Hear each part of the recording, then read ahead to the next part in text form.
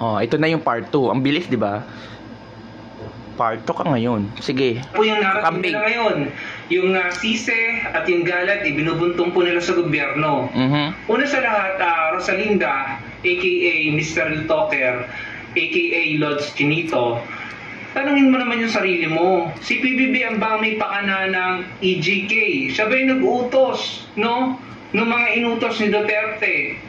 Siya ba ang may polisiya ng war on drugs na ang daming naging collateral damage at ang daming biktima ng EJK?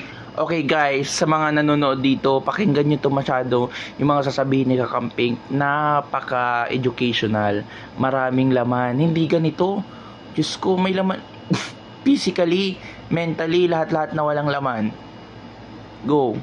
Siya ba may kasalanan nun? Bakit si PBBM ang sinisisi mo? Isa pa, si PBBM ba ang may sabi sa mga pamilya ng nabiktima ng EJK na sa ICC sila magsampa ng kaso? Di ba hindi naman?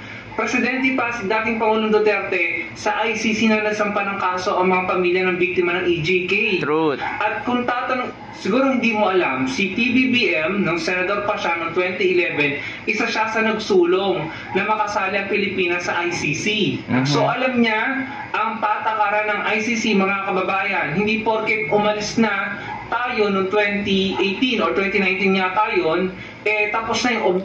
Diba? Ang galing nga eh. Kung si PBBM pala yung isa sa mga nagsulong na makasali yung bansa natin sa ICC, papasok yung mindset, diba? Na kahit papaano, alam niyang gusto niyang maging secure, na hindi tayo mapasok ng mga terorista.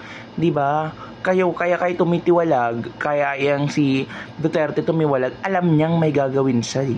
May ginawa na siya. Because the crime happened nung part pa tayo ng ICC. Kaya wag kayong maano-ano. Oh, laban mo. Obligasyon natin doon. So may kasunduan po kasi na kapag kasali ka sa ICC at nagawa mo yung crime, no? Nag-commit ka ng crime. Oh, pakinggan nyo guys. Kasali ka sa ICC, kahit tumiwalag ka dito, meron ka pa rin obligasyon at pananagutan. Kasi syempre nga naman, ano sasabihin ng ICC na kasali ka sa amin, tapos gagawa ka ng krimen, tapos titiwalag ka. After mo tinawalag, absuelto ka na? Wala ka ng pananagutan? Yes, hindi pwede yun. Pala yung patakaran, di lahat ng bansa na kasali sa ICC, yung mga leaders nila magkukumit ng kawalang hiyaan, and then aalis na lamang, dahil wala na sila magiging pananagutan kapag...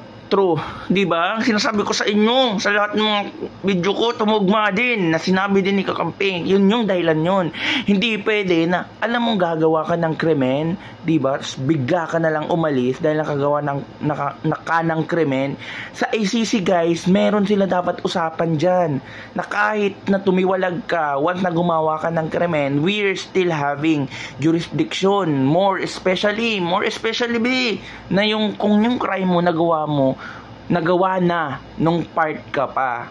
Diba? Hindi pwedeng, kaya nga crime siya eh. Crime. Ibig sabihin, nagawa na. Hindi ka naman magkakaroon ng crime na hindi pa nangyari, diba? Paano ma-judge yun na crime nga talaga? Will be basing on judicial truth and legal truth. Gigigil ako. Sige pa, Bi. Umalis sila. Hindi po ba mga kababayan?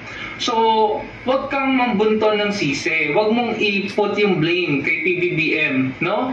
Wala siyang magagawa dyan dahil nakasaad sa kasunduang pinirmahan natin na kahit tayo umalis na sa ICC, meron silang karapatan na mag-imbestiga at pwede tayong panagutin kung nakumit ang mga kasalanan during the time nakasali pa tayo. Kaya useless yung pag-alis ni dating Pangulong Duterte sa ICC.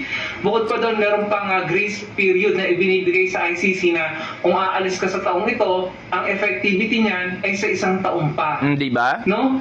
So kahit sabihin niyo pa ulit-ulit mga DDS na walang jurisdiction, na walang karapatang mag-imbestiga or mag-arrest ng ICC. Wait, sorry.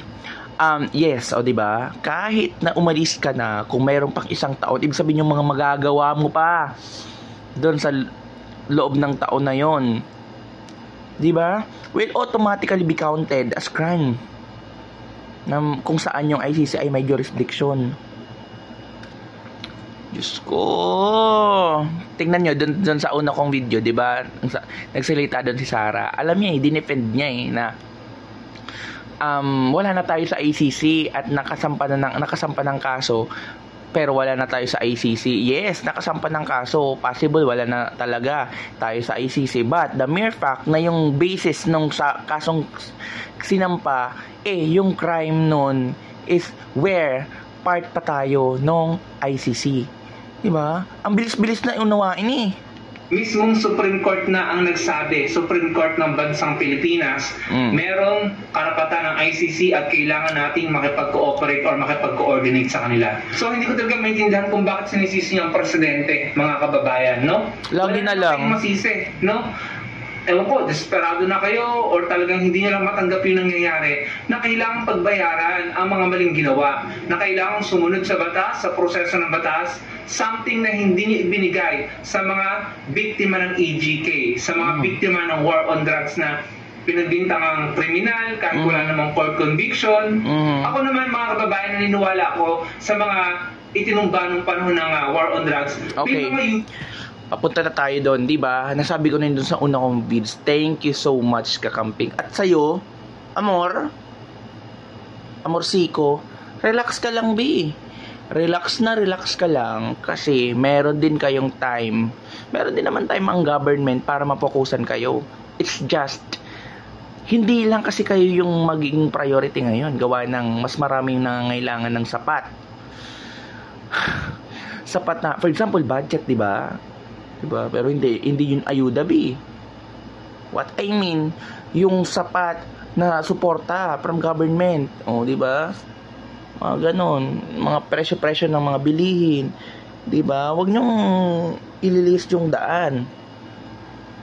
Na dahil sa inyong mga fake news, spitters. Fake news is spitters, di ba? Para lang dura.